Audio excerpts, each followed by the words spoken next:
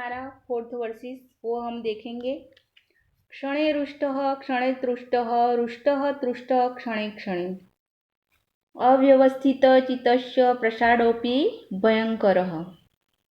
यानी ये जो वर्सेस में हमको बताया गया है कि जो क्षण में क्रोधित है और एक क्षण में प्रसन्न है, संतुष्ट है, दरअसल वो कैसा है, डिस्टर्ब माइंड वाले व्यक्ति की खुशी खतरे में है। उसके बारे में हमको यहाँ पर बताया गया कि जो व्यक्ति एक क्षण में क्रोधित हो जाता है और एक क्षण में खुश हो जाता है, ऐसे व्यक्ति से हमें सावधान रहना चाहिए, क्योंकि हमें पता नहीं कि कब वो क्या करे। तो हमें उससे संभल कर रहना चाहिए, जो इस वर्सेस में हमको बताया गया है। आगे नेक्स्ट है जो वर्सेस वो हम देखेंगे। यथा चतुर्भिः कनकः परीक्षति निर्घर्षणः तेच्छेदन ताप ताड़नेः तथा चतुर्भिः पुरुषः परीक्षते श्रुतेन शीलेन गुणेन कर्मणा। यानी यहाँ पर जो ये जो वर्सेस है उसमें बताया गया है कि जैसे सोने कनक कनक परीक्षते यथा चतुर्भी यानी 4 टाइम 4 बार, कनक यानी सोना, परीक्षते यानी कि उसकी परीक्षा करना, जांचना कि जैसे सोने को रगड़ कर काट कर गर्म करके और जैसे 4 तरीकों से जांचा जाता है कि सोना असली है या नकली, उसी तरह व्यक्ति को भी 4 तरह से परखा जाता है। कैसे परखते हैं कि जैसे ज्ञान, चरित्र, गुण और कर्म से।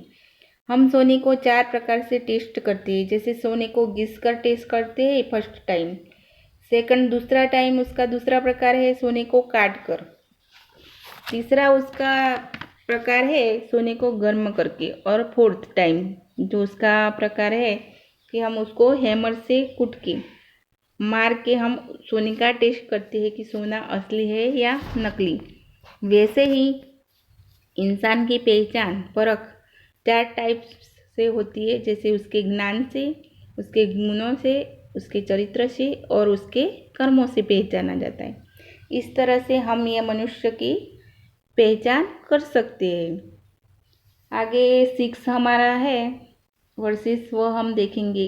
आपत्सु रामः समरेषु भीमः दानेषु कर्णश नयेषु कृष्णः भीष्मः प्रतिज्ञा परिपालनेषु विक्रांत कार्येषु भवजनेयः।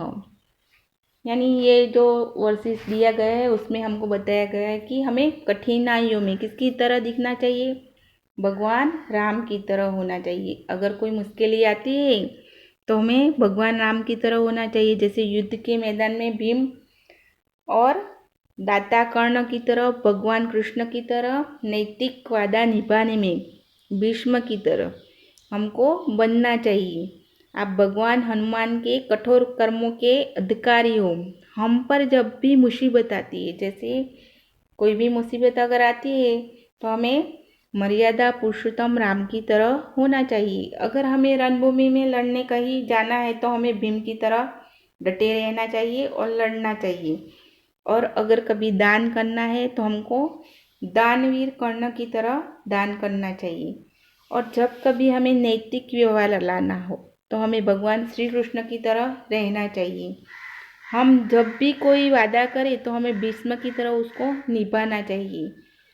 अगर कोई डेंजरस सिचुएशन हमारी लाइफ में आ जाए तो हमें हनुमान जी की तरह उस पर डटे रहना चाहिए।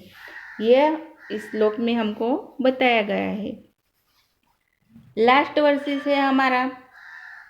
प्रारब्धेन खलु विघ्न भयेन निचेह प्रारभ्य विघ्न विहता विरमन्ति मध्याः विघ्नेः पुनः पुनरपि प्रतिहन्यमानाः प्रारभ्य चोत्तमजना न परित्यजन्ति।